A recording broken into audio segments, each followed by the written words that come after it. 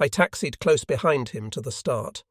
Visibility was appalling, and the green flare path lights could hardly be seen through the thick, rain-lashed perspex. The CO took off. The engines roared, and a dense rain of sparks swirled in the slipstream behind him. He had hardly left the runway than I gave my machine full throttle and streaked after him. All my nerves were concentrated on this takeoff. I soon got up speed, pulled her off the ground, and retracted my undercarriage. Just as I was about to retract my wing flaps, a terrible explosion shook my machine, and a scarlet flame pierced the night. I was half dead with fright. For a second, I thought that my machine had crashed, but nothing could have happened, for the altimeter showed 90 feet, and I was in level flight. Then the truth struck me in a flash. Hauptmann Bär had crashed. I stared grimly at my instruments and gained height. Now I must on no account let my mind wander. At 3,000 feet, the propellers and the leading edges of the wings began to ice up. I realized this at once from the irregular running of the engines. Marley lit up the wings with his torch. There was already a thick coating of ice. We were now at a dangerous height in which the temperature outside was about 0, and the sleet was turning to ice on the undercooled machine. Everything happened at lightning speed. As a precaution, I told the crew to check their parachutes and to bail out as soon as I gave the orders.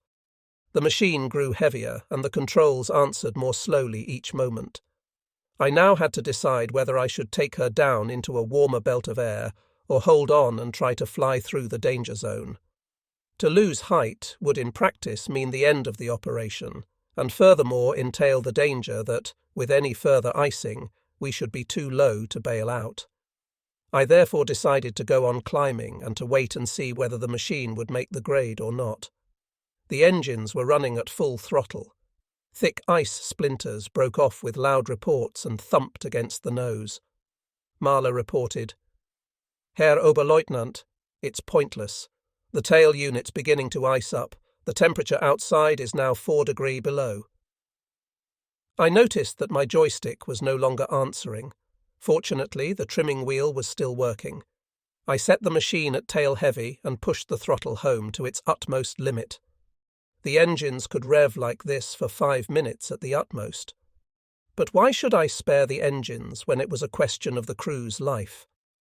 I remembered the English bomber formation, which in the winter of 1943 iced up over the North Sea and, as a last resort, jettisoned bombs, equipment and petrol in the sea to lighten the machines. And yet they could not reach the safety height, and more than 44 engined bombers crashed like gigantic lumps of ice into the icy waters. No rescue was possible. Would the same thing happen to me? Our last chance was to bail out, but it was not very pleasant in this sort of weather to jump into the unknown, so I must go on climbing. All eyes were riveted on the wings. The machine was almost on stalling point, but at last we were out of danger. The layer of ice gradually broke off. My good old me. 110 was now climbing faster, and the temperature outside sank to 15 degrees below.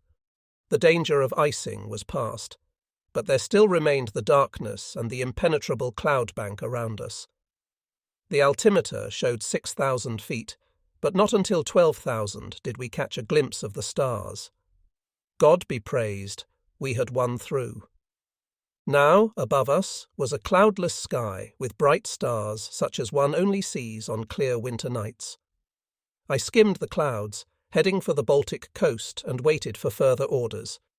I almost felt like patting my me. 110 as though she had been a human being.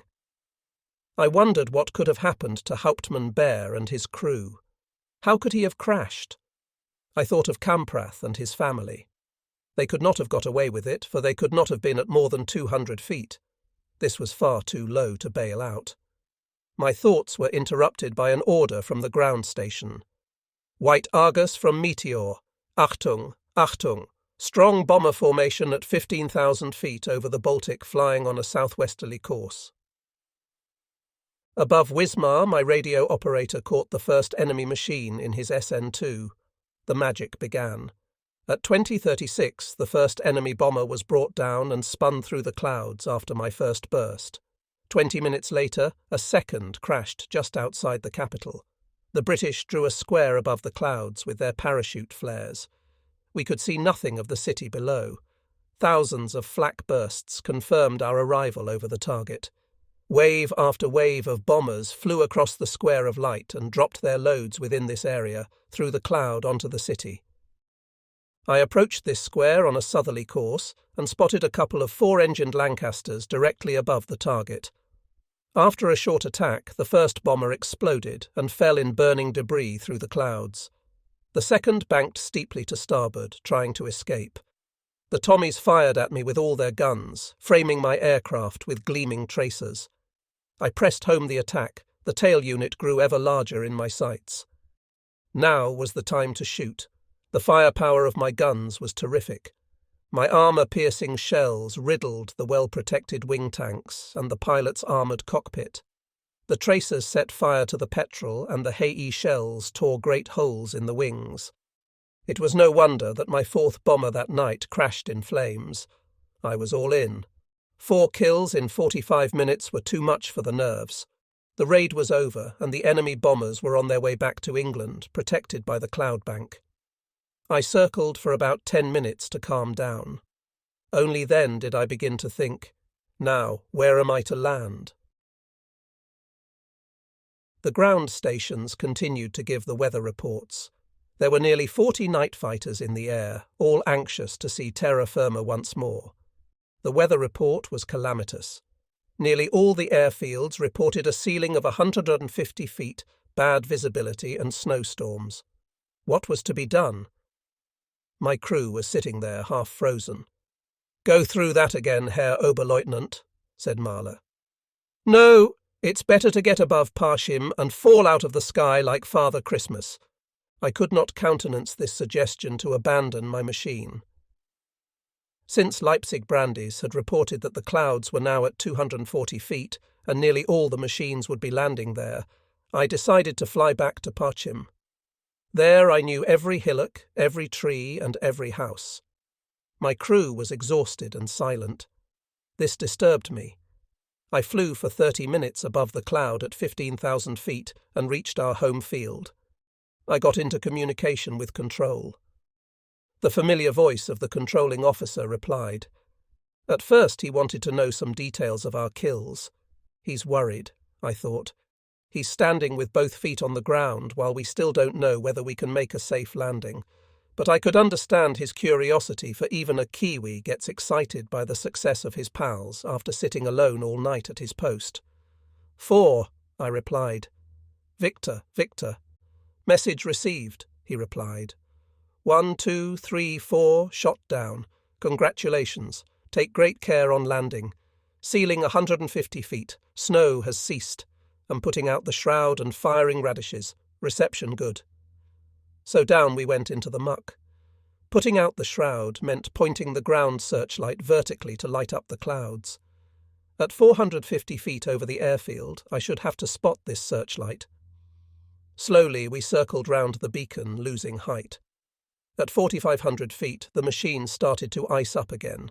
To get out of the danger quickly, I throttled back and dived sharply to 1,500 feet.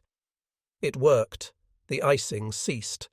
But now came the ticklish point, the landing. We were now losing height at 3 feet per second, feeling our way carefully through the clouds, constantly losing height. It was still pitch dark around us. Then suddenly I saw lights flash. They could only be the radishes, and a moment later the shroud appeared, so we were directly above the airfield. In a flat turn I got into position to land and switched over to the bark approach position. The ultra-short wave bark approach was still the safest way of landing blind. To port of the flying-in course echoed dots and to starboard dashes. If we were on the right course, I should hear a sustained burr in the headphones, and moreover control lamps went on. Taking into consideration the wind conditions, I was now flying in the region of the sustained tone towards the airfield.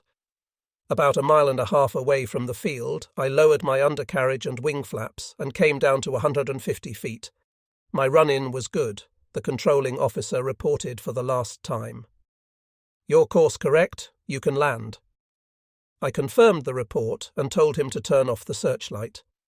Throttled back to stalling point, we approached the airfield and now no lights were visible. Then the warning signal rang out. Pip, pip, pip, pip. So I was 2,500 yards from the runway.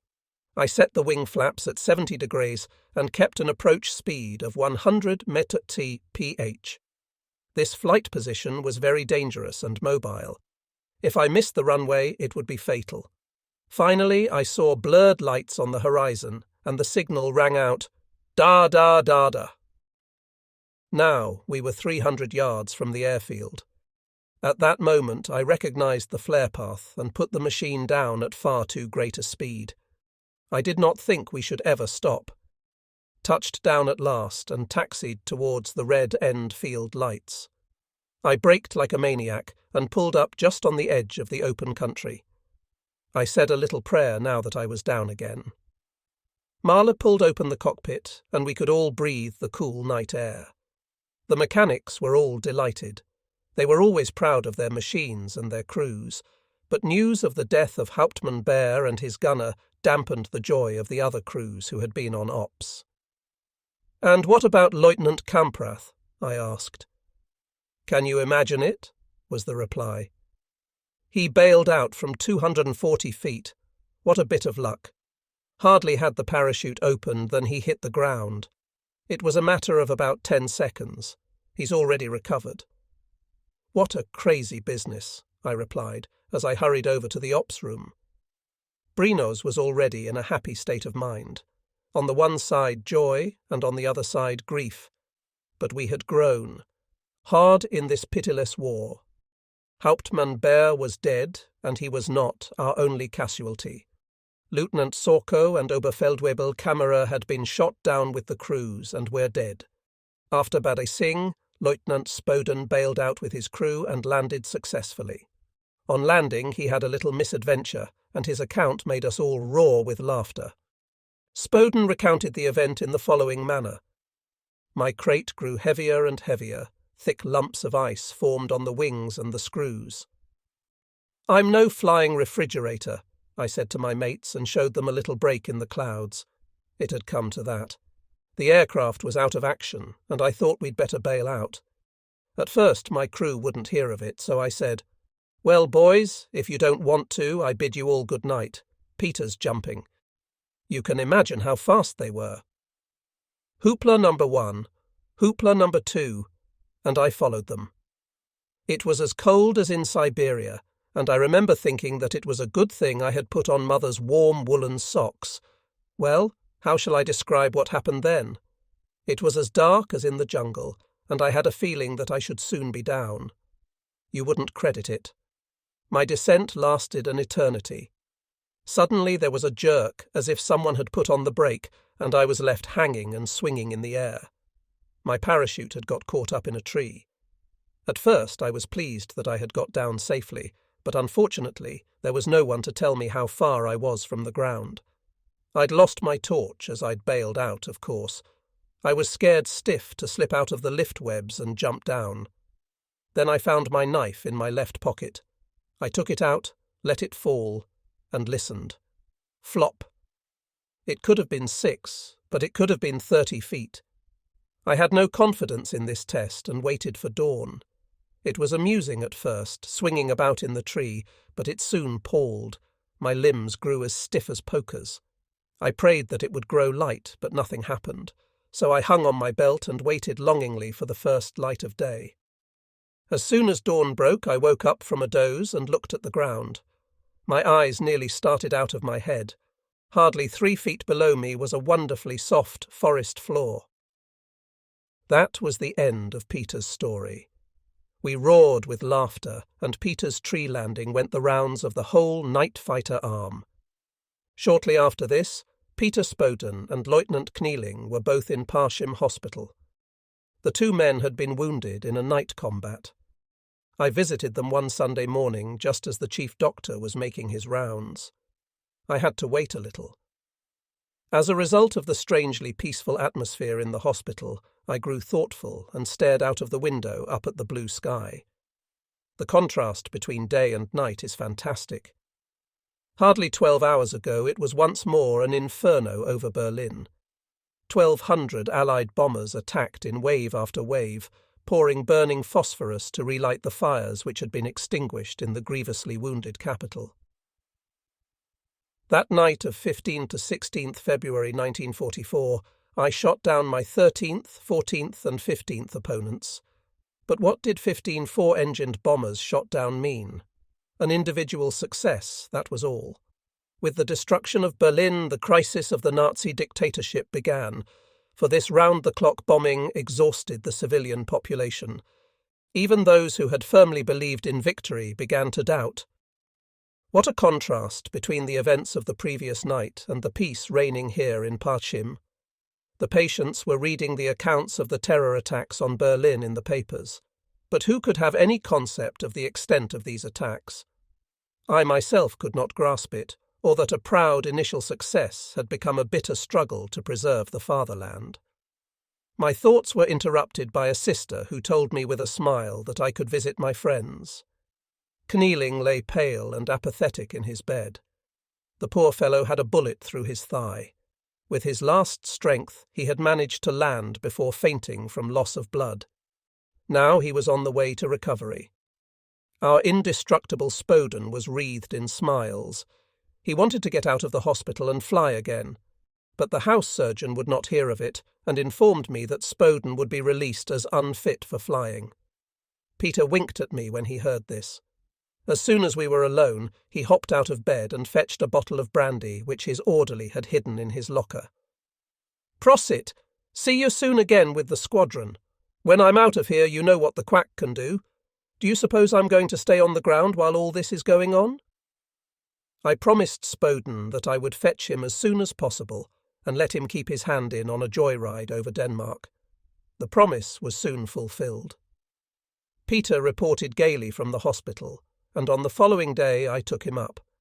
I borrowed a 2-seater Focke-Wulf 184 from the old junk shop in our air park. Brynos acted as wireless operator, and Peter was stowed away in the luggage hold. To avoid any danger, we hedge-hopped over Lake Schwerin, the Baltic and the Little Belt to the Danish airfield Aalborg. Denmark, despite 5 years of war, was still a land of milk and honey. It would do no harm to stock up our private larders. At 12:50 hours we landed at Aalborg. Brynos took our papers to the base commandant and drew the necessary kroner. He soon came back beaming. A glance at his full note case, and we drove in an Opel in high spirits to the town. We ordered cream tarts in a pretty little cafe. Since we had not eaten such a thing for a long time and they were likely to upset our stomachs, we washed them down with plenty of brandy. At the next table, 2 pretty girls were obviously amused at our appetites and seemed friendly enough. Peter went over to the attack. Who could blame him?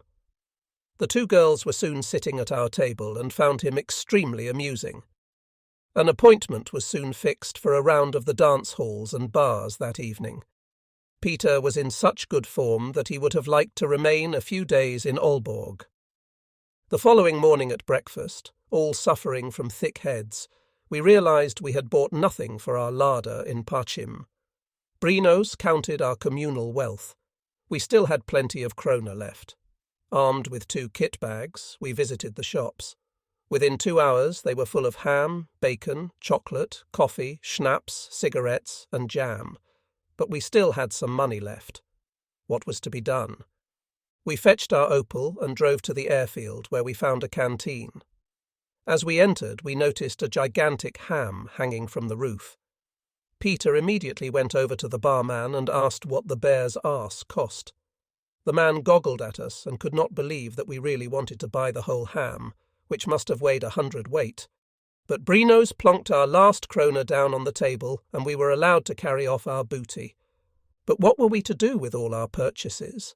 The good old Focke-Wulf had hardly room for 3 people, and certainly not for 3 kit bags full of food. But we had to manage somehow. At 18 hours when we took off, Peter was lying with a bottle of cognac in the luggage hold, hugging his bear's arse. He could not put on his parachute, for there was no room. "What's the use?" said Peter. "If we fall in the drink, the bacon will surface, and I shan't let go of it." At 20 Towers, we landed with our valuable food reserves in Parchim. We were received with as much excitement as though we had been the Pied Piper of Hamelin. Wherever there is bacon, there are always rats. A few days later, Peter came in the evening to the ops room and asked permission to fly. The CO shook his head, and Peter retired with a resigned air. At 21 hours, readiness was ordered, and a few moments later, all the machines were airborne. As we left the pens, I recognised, in the searchlight beam, Peter and his radio operator hovering round the machines. I suspected nothing and took off. Only when I was on my way to Berlin did I think, I wonder if Peter's done anything off his own bat. He's not fit to fly yet, and if the CO says no, he must accept the fact. The Tommies came over that night in good fine weather. The operation seemed to promise success for both the attack and the defence. Already on the approach flight, the bombers were brought down out of the sky like ripe fruits. Over Berlin, the defence was at its peak, and 120 out of the 800 bombers did not return home. Sweating profusely after 3 hours flying, I landed at Parchim after streaking across the airfield, dipping my wings as a sign of victory. There was great excitement at headquarters. All the crews had reported kills, and there were no casualties. The interrogations lasted interminably. Then Control Tower suddenly called, asking if anyone knew details of C9 Heyen, which had not returned. No one knew. This aircraft belonged to my squadron and was posted on the board as a reserve machine. I called up the chief mechanic and asked what had happened to it. The NCO had taken off about 20 minutes after the others in the reserve machine. A fine surprise. The CO was furious, although in his heart he did not take Peter's insubordination amiss. The intelligence apparatus started to function, and within half an hour we had news. Spoden had not landed. He could no longer be in the air, for his fuel could not have lasted for more than 3.5 hours. The CO's anger vanished at this news, for he had a soft spot in his heart for Peter. What had happened to him? At this juncture, Flak Headquarters Berlin came on the line. The CO hurried to the telephone and kept stammering, "Jawohl, Herr Oberst." His face grew longer. Slowly he put down the receiver. "Spoden has been shot down right over the city. The searchlight battery had caught an enemy bomber in its cone at 17,000 feet when a night fighter suddenly attacked it. The Britisher replied to its fire, and within a matter of seconds both machines spun down earthwards on fire. The searchlight battery lit up the two machines down to 4,500 feet, and as they crashed, noticed a man hanging onto the tail unit. That could only have been Spoden. As a result of his wound, he no longer had the strength to tear himself free from the machine. Well, that's it, boys. He's paid for his obstinacy with his life. The moon was low. I could not believe it, and kept thinking of our flight with the giant ham over the Baltic. That simply can't happen to Peter, I thought. The good Lord will get him out of it somehow. Brinos agreed with me. We sat in our armchairs and waited for some real news one way or the other. At 5 o'clock in the morning, the telephone rang. It was Berlin Flak Division again. I seized the phone and breathed a sigh of relief. Spoden was badly wounded in hospital. His life was not in danger. His crew had all bailed out and landed successfully. Peter was brought back to Parchim on the following day. His bed in the hospital was still vacant. The house surgeon cursed him roundly, but immediately started to treat him. A few days later, when Peter was in a condition to speak, we heard his story. When you'd all taken off, I felt terribly lonely. Making up my mind, I ordered the Oberfeldwebel to get the reserve machine ready to take off. He hesitated, but I pointed out that in wartime orders were orders, and that I was now giving one. He obeyed me. It was over Berlin. I had put up some competition to the flak and shot down 2 Lancasters in the searchlight cones. I thought to myself, The main thing is to bring them down. Then the third one came into the beam, a short Sterling. You know, as big as a barn door with 4 engines. I attacked, and as I broke away noticed that my machine had been hit in the fuselage. Flames were coming out on both sides. I could get no reply from the radio operator. I gave the order to bail out, but he had already gone. Both his cockpit roof and mine had flown away. When I tried to get out, something caught me fast by the leg. Halfway out of the cockpit I had to return and tear something off. The flames were already licking my parachute.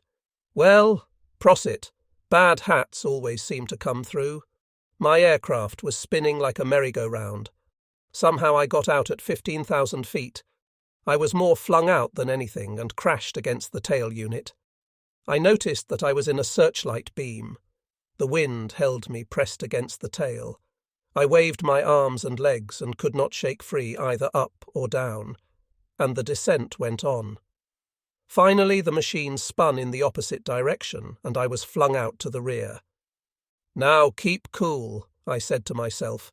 Count 20 to 25 and then pull the ripcord. It turned with me on the end and one of the lines was torn. The fire, you know. Then I fell through smoke and flame and passed out. When I woke up, I lay in a street between blazing houses. The flak was still firing. I was carried into a cellar and given some brandy. Someone had been sweating with anxiety, the officer of the searchlight battery. He visited me next day in hospital. I learnt from him that I only broke free at about 5,000 feet. He thought that he was helping me by lighting me up. While the Battle of Berlin continued with undiminished fury, smaller RAF formations raided the other German cities. In this way, the enemy split the German defence and constantly set the German night fighter command a problem as to which was the main attack.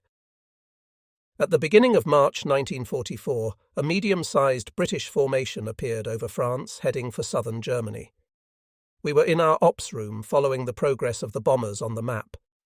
Our CO asked divisional headquarters for permission to take off. The division hesitated because it feared a simultaneous attack on Berlin.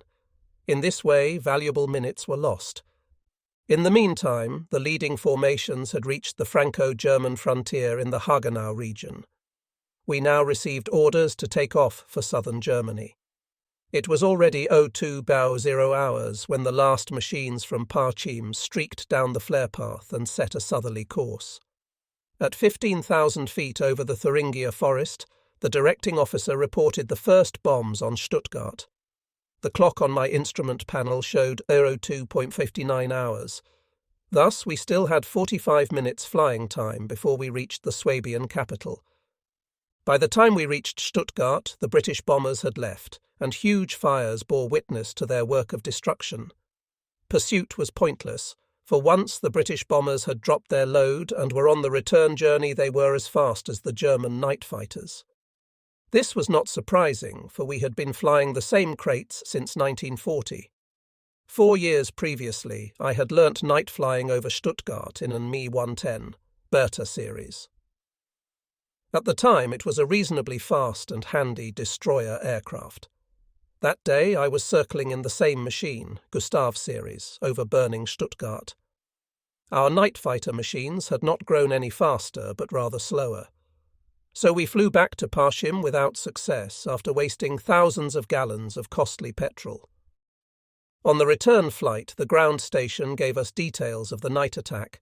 400 bombers had flown over Stuttgart and dropped an incredible tonnage of phosphorus, high explosive and incendiary bombs on the city. In the spring of 1944, the RAF's night attacks on the capital ceased. For the moment, the great destruction had come to an end. Everything in the nature of war factory had been razed in daylight raids carried out by American Boeings. My night fighter wing had come out of the Berlin battle with flying colours. Within 6 months, we had shot down an entire group of 4-engined Halifaxes, Stirlings and Lancasters. In other words, about 100 bombers with the 800 members of their crews. Our own losses were pitiful. In these air battles, the following pilots and their crews met their deaths: Hauptmann Baer, Hauptmann Schöbel, Oberleutnant Soko, Leutnant Metz, Oberfeldwebel-Kammerer, Unteroffizier Horget and Unteroffizier Zawadka. A further 2 crews went down in flames and were seriously wounded. Thus, a complete night fighter squadron was lost in these combats over Berlin. After a few days' rest and convalescence, during which our wing was reinforced by young crews, we received orders to leave for Leipheim on the Danube. The uncertainty and panic in the war leadership was now having its effect on the operational pilots. Hardly had we set foot in Leipheim and got things in order than we were ordered to Kitzingen. We packed our things and took off. We arrived in Kitzingen just before dusk, like a swarm of locusts. Our crews brought a breath of fresh air into the peaceful training school atmosphere reigning there. Hardly had we got warm than new orders came through. Return to Leipheim, and the muddle continued. Report at once to Hagenau in Alsace. Our general staff could certainly think quicker than we flew, for the following day we were ordered back to Leipheim. However, it was good practice and gave our machines no time to get rusty. Finally, it seemed as though we were to remain at Leipheim. On this airfield, a branch of the Messerschmitt factory was still working, building jets. This new invention was of the greatest interest to us. The test pilots set out daily with great explosions along the runway, disappeared on the horizon, and in a few moments reappeared flying at 500 mph over the field. A gentle whistle in the distance, a terrific roar, and they were gone. The landings seemed breakneck and dangerous. The normal starting and landing runway for jet fighters should be at least 2,000 yards. The concrete runway in Leipheim was only 900. Thus every landing was a risk for both pilots and machine. Nevertheless, I found them most impressive. One day I drove over to the works to have a look at this wonder machine. I noticed that the Me-262 had 2 engines but no propellers. Furthermore, inside the engine casings were 2 turbines which caused a propulsion behind which it was inadvisable to stand. The flames that spurted from the turbine chambers commanded respect. I thought that any moment such an apparatus would explode, but I was obviously wrong, for the test pilots sat unperturbed in their cockpits and seemed to delight in these fireworks. I was very curious and asked the works manager for an explanation of the machine. That all seems quite simple, I thought, when he had finished his lecture. The first step was to press a button, and a small petrol engine began to purr quite harmlessly. This engine drove the turbines. When the requisite revs had been reached, the pilot injected J2, a weak distillate, into the petrol flow. This J2 reached the compressed heated air of the combustion chambers and ignited of its own accord. Sparking plugs were therefore superfluous. The turbine revs rose from 4,000 to 5,000 rpm. Another few drops of J2 and the crate hurtled off at 550 mph. In the air, the rev counter and the temperature had to be watched. Temperatures of more than 800 degrees in the combustion chamber could be dangerous, and it was then prudent to reduce the intake. By and large, it was a fine job. Duration of flight, 25 minutes. This bird could reach 18,000 to 21,000 feet within a minute. In a dive, it was twice as fast. "Why don't you get in and have a look at her from inside?" said the works manager. Without a thought, I swung myself into the pilot's seat. At that moment, I had not the slightest intention of flying, for I found the whole machine too weird. Gradually, I grew accustomed to the whine of the turbines and the long trail of fire which came out of the onion. This onion was at the rear of the turbine and served the same purpose as the mute on a jazz trumpet. When it closed up the hole, the air could not get out. The compressed air in a trumpet produces a very clear tone, but in a jet fighter it gives enormous forward propulsion. If the onion is opened, the air can escape and the recoil is diminished. In the case of a trumpet, this results in a dull tone. When the plane's turbines are running on the ground, the onion is wide open. From the cockpit, I gave no more throttle than with a piston engine. I merely had to open and close the onion. I gradually realized that this turbojet had great advantages over an ordinary piston engine. The turbines needed no warming up, and the machine was ready to take off as soon as the self-starter was used. Moreover, there could be no sparking plug or cooling troubles. Whereas flying with full throttle was forbidden in all piston-engined aircraft, it was normal in this new type. My fingers itched, and, as a veteran, I felt ashamed to get out of the machine without taking her up for a flip. The works manager uttered his views. "The country still needs you as a night fighter, and I'm afraid I've left my flying suit in Augsburg, Herr Oberleutnant." I had the chocks removed and closed the cockpit roof. The works manager jumped down from the wing. I had made up my mind. At the worst, if I got into trouble, I could use the catapult release and bail out. That must be quite a pleasure in daylight. One machine more or less did not matter very much now to the Luftwaffe. A swift glance at the instrument panel and I was streaking along the runway with the onion closed. In a matter of seconds I was approaching the end of the airfield. I pulled her off the ground at 160 mph. It was too soon, and the machine sank until she was barely off the ground. Once more my luck held good. Another few yards, and I should have been in the soup. At 240 mph, I retracted my wing flaps. Now there was no more holding her. The airspeed indicator rose in a few seconds to 300, 360, 420, 520 mph. This was fast enough for me. I carefully opened the onion because of the high temperature. I was still not quite at my ease with the combustion chambers.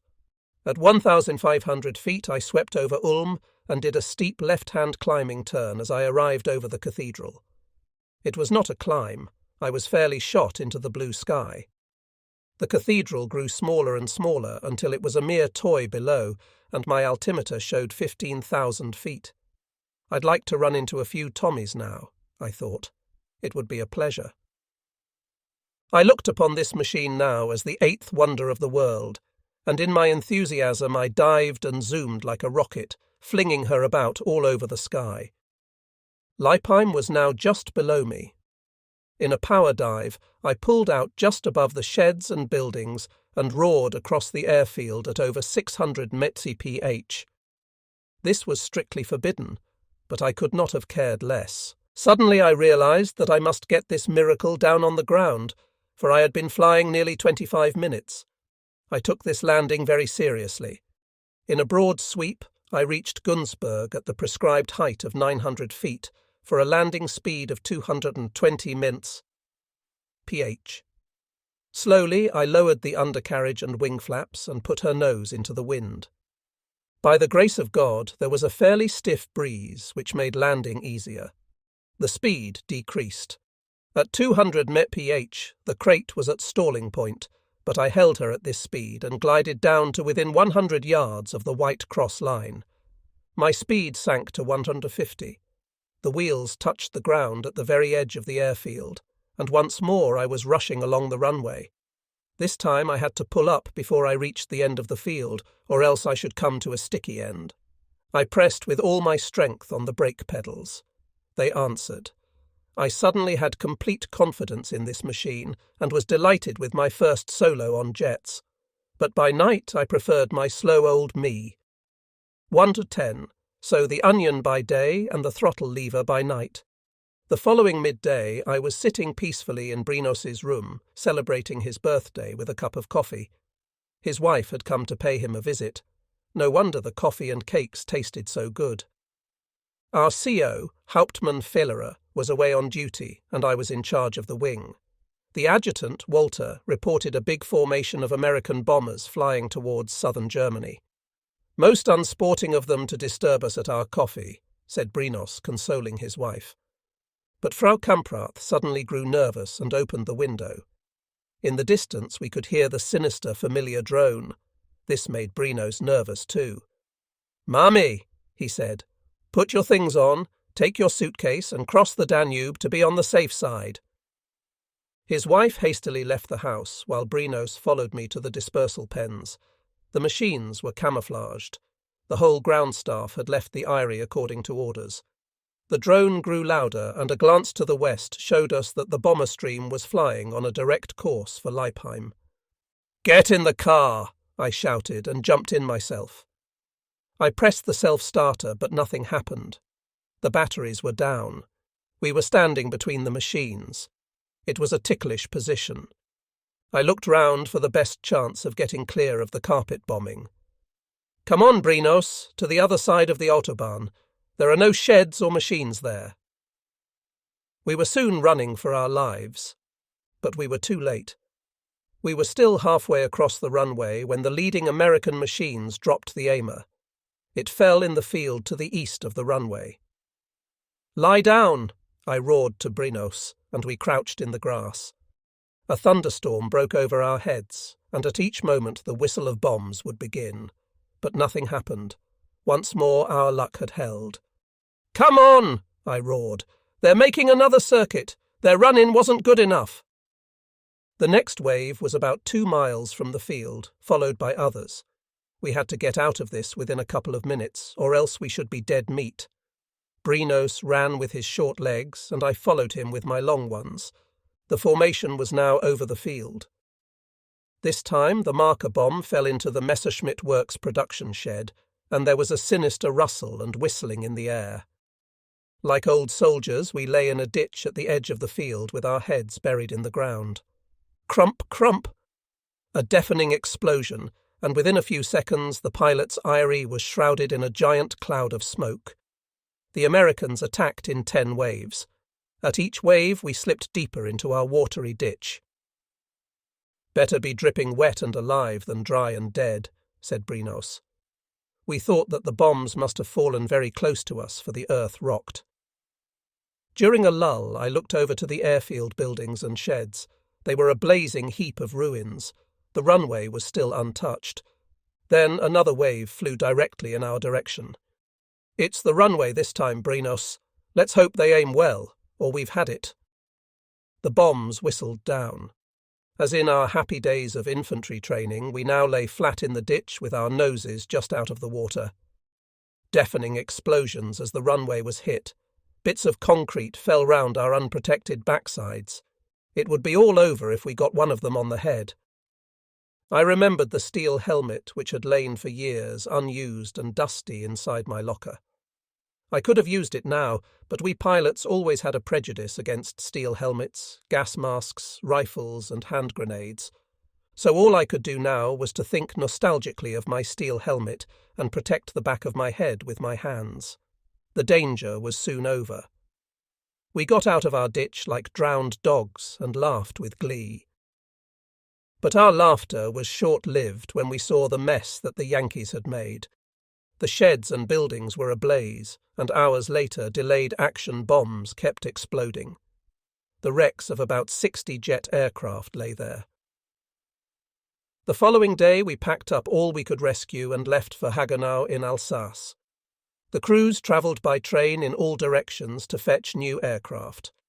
2 days later, our wing commander could report that we were ready for action.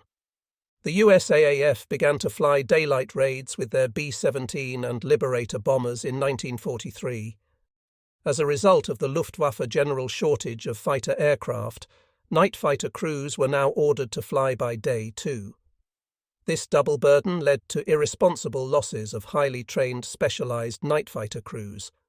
Despite the valor of the Luftwaffe crews, the much slower Mi-110s and Ju-88s stood hardly any chance against the fast US escort fighters Mustang, Lightning, and Thunderbolt. Nevertheless, night fighters were successful in bringing down many US bombers by day, but this costly policy was soon discontinued. The aircraft manufacturer Dornier made a contribution to the night fighter arm by converting the Dornier 217 bomber into a night fighter. However, the mass of the night fighter force was made up of Mi-110s and Ju-88s. Wilhelm Jonen's crew by the tail of their Mi-110 with 14 night victories marked up. From the left, Killian, Jonen, Marle. Unteroffizier Walter Teubner, NJG-6, points to the latest victory marker on the tail unit of Joseph Kraft's Mi-110, Prince Wittgenstein by his Ju-88 with its numerous aerial victories. He had 86 confirmed ones up to his death in combat with a British night fighter on 21st January 1944. The most successful night fighter pilot, Heinz Wolfgang Schnaufer, 121 aerial victories, with Hans-Joachim Jabs, 45 aerial victories. Oberleutnant Heinz Wolfgang Schnaufer by his Me-110.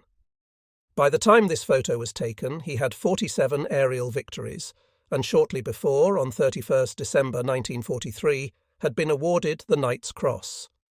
Together with Helmut Lent, Schnaufer would become the only other member of the night fighter arm to receive the diamonds to his Knight's Cross.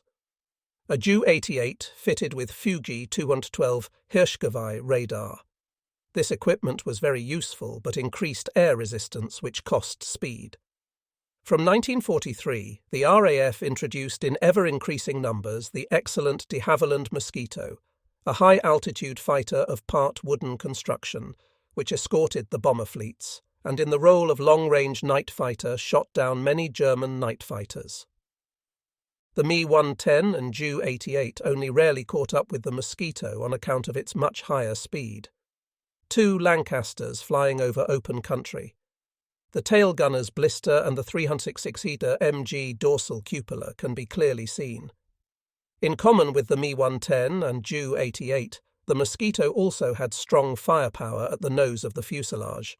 The Mosquito was capable of carrying the large aerial mine. After releasing it, the aircraft recovered its full capability in speed and maneuverability. This mine bears a Christmas message for the German leader. The Würzburg Riese Giant, was a milestone in the development of German airborne radar. However, the British developed countermeasures to disrupt its efficiency. This Ju-88 carries the SN2 radar against which the British used a disruptive transmitter. This was the beginning of electronic warfare, the embryonic stage of modern radar development. The Heinkel He-219 was conceived as a pure night fighter. Though a match for the fast Mosquito, it could not be produced in sufficient numbers. Mission conference at NJG-6 in spring 1944. From the right, Race, Brandt, Martin Becker, Lomacz. Major Reschke and the freshly decorated Oberleutnant Martin Becker return the salute of the paraded NJG-6. On 25 May 1944, Hauptmann Gerhard Friedrich, Oberleutnant Martin Becker, Feldwebel Günther Bahr and Feldwebel Karl Ludwig Johansen, all from NJG-6, were awarded the German Cross in gold. Hauptmann Fritz Graf and Oberleutnant Martin Becker in front of a Me-110 with fire extinguisher device fitted to a motor. Photo taken in May 1944. Oberleutnant Martin Becker of INJG-6 at a conference on the aerial situation. Oberleutnant Martin Becker, later one of the recipients of NJG-6 to be awarded the Oak Leaves.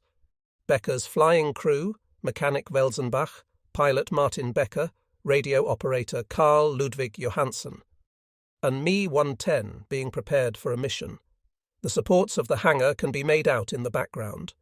Obergefreiter Welsenbach, Oberleutnant Becker and Feldwebel Karl Ludwig Johansen in May 1944. Martin Becker in a nighttime conversation with his crew before the next mission. A familiar picture. Wilhelm Jonen, boarding his Me-110. Wilhelm Jonen as Hauptmann in spring 1945. He had been awarded the German Cross in gold on 23rd July 1944. On the Echterdingen airfield in August 1944, Feldwebel Günther Bahr, on the left, is wearing his German Cross in gold on the pocket right side of the summer issue shirt. Towards the end of the war, a few Me-262 jet fighters were tested as night fighters, but were not decisive operationally. Despite all efforts by the German night fighter arm, one German city after another was reduced to rubble and ash. Seen here are some ruins in Frankfurt, Maine in 1945. The lurid fires of a burning city light the way for the night fighters. At 21:43 HRs on 16th March 1945, Hauptmann Wilhelm Jonen shot down a 4-engined bomber over Würzburg, the only success there of the night. The city was destroyed to a great extent, and the death toll was about 5,000 people. Award of the Knight's Cross on 28 March 1945 to Lieutenant Karl Ludwig Johansen, Hauptmann Becker's successful radio operator. Johansen participated in the shooting down of 59 enemy aircraft, including 3 of his own. Oberfeldwebel Günther Bahr on I-NJGH-6 being awarded the Knight's Cross on 28 March 1945. After the end of hostilities, pilots received a typed resume of their military career. Shown here is the document issued to Hauptmann Wilhelm Jonen, stamped and signed by Major Luthier, Squadron Commodore, on 5 May 1945. By the end of the war, many of Germany's cities lay in ruins on a grand scale. More than 500,000 civilians were killed in Allied air raids between 1940 and 1945, while countless others were injured or crippled, and millions of dwellings destroyed. Surviving German night fighter aircraft were coveted acquisitions for the Allies, who used them for test purposes. Only a few can be seen today in museums. On the evening of 28 April 1944, a mild spring breeze was blowing over Hagenau airfield. Was it the spring or our new surroundings which made us feel so relaxed? In any case, the crews were in splendid fettle. It may, of course, have been due to the little town of Hagenau itself. After an afternoon trip through our new garrison, we could all feel the French atmosphere. Everything was different, more light-hearted and charming. Each of us felt that something was in the air, and in this mood we met for our briefing at 21 hours in the ops room. The CO, too, was in a spring mood. I had rarely attended such a calm briefing as on that evening. It was as though we had all drunk champagne. One would have thought that a feast was being prepared at the headquarters of No. 3rd, Squadron of Night Fighter Wing No. 6, instead of a serious night's ops. Actually, we did not expect to be sent on a mission, for the weather was too fine. At 6,000 feet, a few clusters of cloud stood in the night sky through which the moon cast its silvery light. This weather was far too unfavourable for the Tommies, and we began to make our plans for a night off. Our adjutant had found a nice little boîte de nuit in Hagenau with music, sweet wine, and everything else that a night fighter could need. Rendezvous at 02 hours. It was late, but not too late, and at the moment it was only 22 hours. What was the old saying? So much can happen on a wonderful night in May. Outside on the airfield stood the brand-new machine which I had fetched from the Parchim sheds, my C9, ES, fitted with all modern comforts and refinements. Outwardly she looked a trifle virginal, for she was painted white from nose to tail, but the cannon muzzles looked far from innocent. Her new equipment included the Naxos apparatus, a greatly improved radar eye. If a British night fighter tried to creep up from behind in the pitch darkness, this apparatus lit up and gave due warning when he was 500 yards away. A quick change of course, and the pursuing Tommy had someone on his tail. In addition to this was an electric altimeter, also a fine invention. The radar was now first class. It invariably picked up the bomber at 6,000 yards and led the fighter on an Ariadne's thread to its prey. And finally, the armament. In front were 2 cannon and 4 machine guns, with a further 2 cannon pointing upwards, an innovation successfully introduced by my crews and now mass-produced by the Messerschmitt works. I was really proud of my C9. ES, and felt rather sorry that presumably I should not have an opportunity to put her through her paces that night. 10 minutes passed. At about 0:30 hours we were preparing to go off on our party chez Yvonne. No one thought of sleep. That night Brinos, our intelligence officer, was briefed as my wireless operator because my regular sparker, Grasshoff, was away on 4 days' leave. Brinos sat with my gunner, Oberfeldwebel Mahler, in a cosy corner. 10 minutes later, orders came through. All machines take off for the Nancy sector. A British bomber formation is approaching, making for southern Germany. What a pity! I was looking forward to going chez Yvonne, I said to the crew. Never mind, said Kamprath. Tonight I shall be in at my first kill. Mahler said nothing and busied himself as usual with his cannon and machine gun. He had superstitiously placed my officer's cap on the ammunition drum. At 0:48 hours we took off into a southwest wind for Nancy. At 6,000 feet, after flying through some light cirrus, we came out into a beautiful clear sky. Below us lay a vast field of cotton wool lit up by the moon. With this visibility, it was possible from a good position to see the enemy at 1,000 yards. It was 10 hours precisely by the time we reached our combat height of 15,000 feet. Brinos tuned into the ground station wave and learnt that the head of the British bomber stream was flying west of Nancy on a course south-southeast.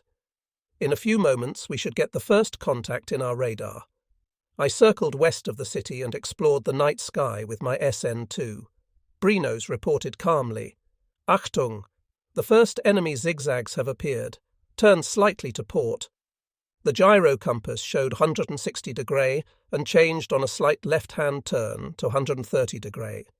Brinos now reported, "Target about 2.5 miles ahead. Give her full gas."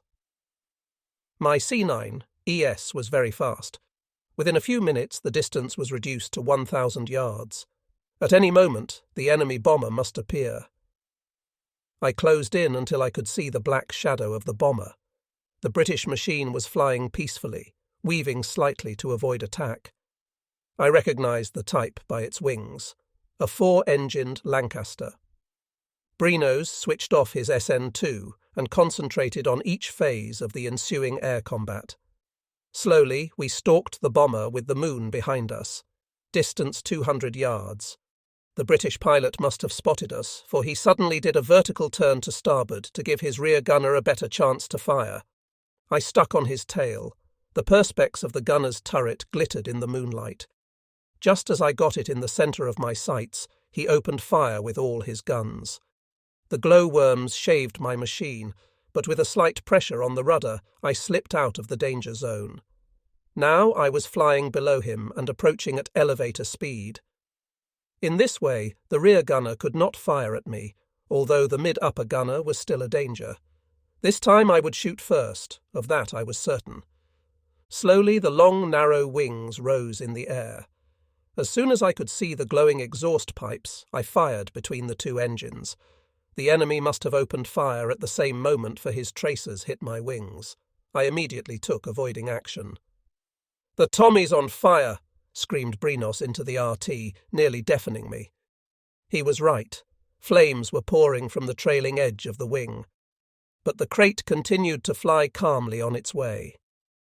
Shall I give him another burst? I wondered, drawing closer. But the enemy was badly hit, and the greedy flames were glowing eerily in the darkness, lighting up the red, white, and blue circle. We were now flying close to the enemy, watching what would happen. One of the crew bailed out. For the fraction of a second, his body gleamed in the light of the flames before he fell into the yawning depths. One after another followed suit, and 8 men in all bailed out. It was high time, for a moment later the port petrol tank exploded and the machine hurtled to the ground, leaving behind it a long fiery tail. I did an aileron turn and watched the grandiose sight of the crashing Lancaster. The comet streaked down to the earth and disappeared through the bank of cloud. A few seconds later a column of flames lit up the night. This was the first kill of the night. My comrades must have watched it, for a few moments later a second bomber hurtled, burning out of the sky. I called my radio operator on the RT, but received no answer. I dipped my wings as a sign that I wanted to say something, but received no answer. Then I gave a hard kick on the rudder, and at last Brinos answered. By his voice, I realized that something was wrong. Both he and the gunner were obviously delighted. "Okay, carry on," said Brinos, immediately switching off. I was annoyed. I would forbid him officially to cut me off like this, and insisted on another reply. Brinos refused to be disturbed and said calmly, "Carry on, old boy, you're doing fine." Then silence and a belch in the RT. They were both drinking brandy, the very idea. "All right, my friends, I'll show you." I put on full left bank and jerked the stick. I heard a terrific oath and ping. The breaking of glass and the smell of brandy permeated the machine. Well, I suppose I had to be content with this sniff. I righted the machine and pushed the nose well down. The result was that both the gunner and Brinos bumped their heads against the roof. "That's enough," I heard from behind. So I'd taken the wind out of their sails. "The rest will follow when we get downstairs," I said curtly, and asked for a new course. The bomber stream was approaching Friedrichshafen. Brinos led me to my next opponent. In the middle of the operation, he said, "Don't get so excited, old boy. I've just won the Iron Cross and it must be celebrated. The main thing is that you're on the ball." I did not reply. A bare 20 minutes later, our second bomber fell like a flaming torch into Lake Constance. But now the carpet of bombs was falling on the Zeppelin city. The targets were the Dornier Works, the Zeppelin Company, the Maybach Works, and the Cogwheel Factory. 40,000 incendiaries and 4,700 HE bombs were dropped that night on Friedrichshafen, destroying 2/3 of the city. After completing their work of destruction, the formations flew west over Lake Constance towards Switzerland. Once more I glanced at the burning city and the blood-red waters of Lake Constance. There was no time to lose. The Tommy was gaining height and was very fast now with his empty bomb bays. Brinos reported, "Skipper, it's strictly forbidden to fly over Switzerland. The Swiss flak has orders to shoot at any target, whether English, American or German." "Oh, to hell," interrupted Marley. "If the British can do it, so can we. Let's make the Swiss a present of a nice fat kill. It will be good for them to learn a little of what war's like." I let the two go on with their discussion and went on chasing the enemy to the west. Brinos reported, "Contact directly ahead. The bombers in a steep dive." Searchlights suddenly went on in the distance. The Tommy made for them. Slowly I closed in until I was within 800 yards. The searchlight battery was not far away, and in its sheaf of beams I recognized the silhouette of the enemy plane. Another 4-engined Lancaster. The searchlights went off, but I could still see the Britisher in the dark and approached until his tail was in my sights. At 100 yards our tracers crossed. I could hear the bullets rattling on my machine, and a little later there was a smell of burning in the cabin. At this point Marla roared, "We're on fire! The port engines are light!" As though stung by a tarantula, I raised myself in my seat, broke away instinctively in a dive, and closed the firecock. A burst of full throttle to burn up the last fuel in the lead, ignition off and stationary prop. Nervously I watched the burning engine. Had a British night fighter been in the neighbourhood, our last hour would have come. But the bomber must have been pleased to be rid of us. In the midst of this excitement, 20 to 30 searchlights went on, and we were suddenly lit up as in broad daylight.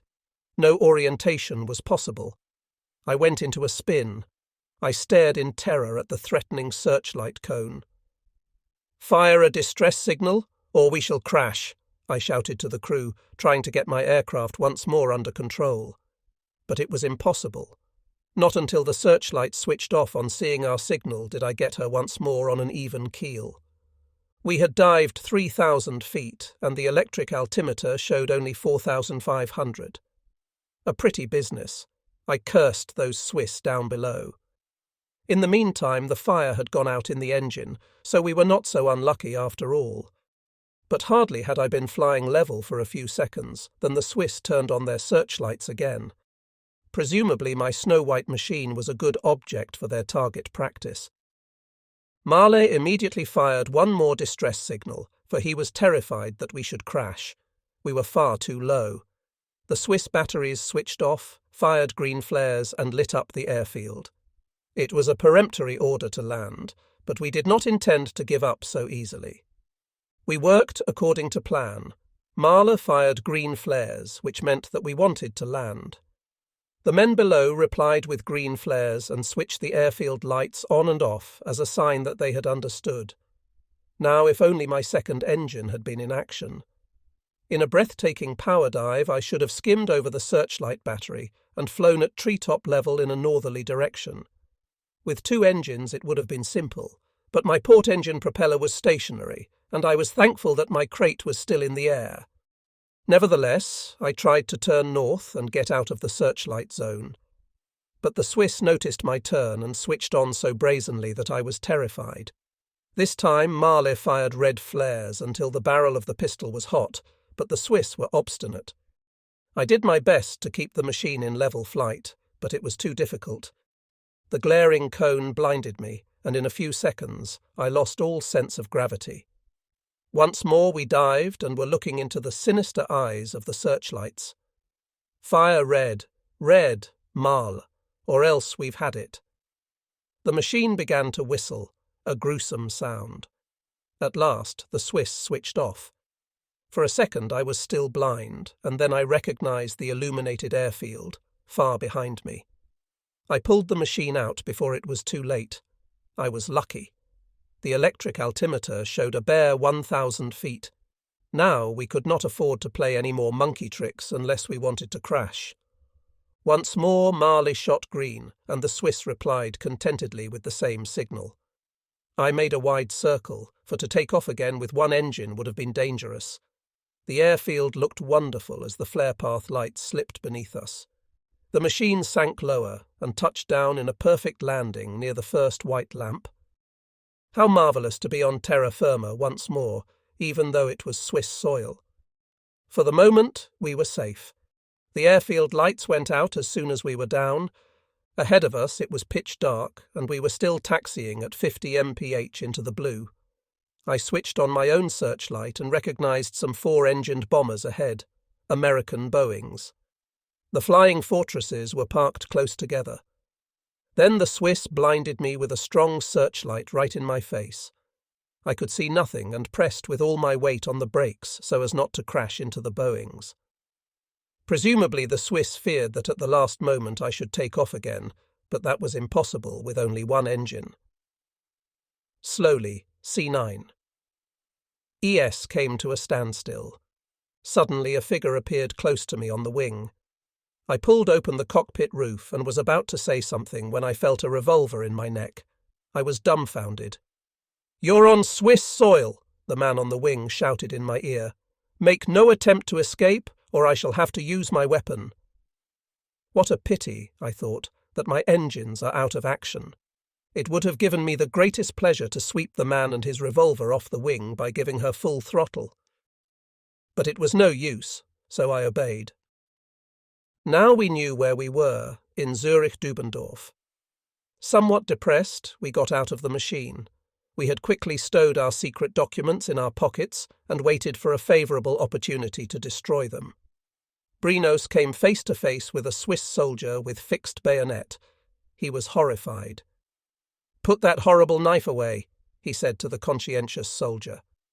The man must have had some respect for an officer's cap, for he stood at ease and lowered his rifle. Marley and I could not help laughing, and the spell was broken. The Swiss officer, now reassured, put away his revolver and offered us cigarettes. We were driven to the mess in a Mercedes. A reception seemed to be taking place, for, despite the late hour, an air hostess in a red evening dress received us and saw to it that we had food, clothes, and quarters for the night. The food was magnificent, but far too rich for our stomachs, which had been ruined by wartime fare.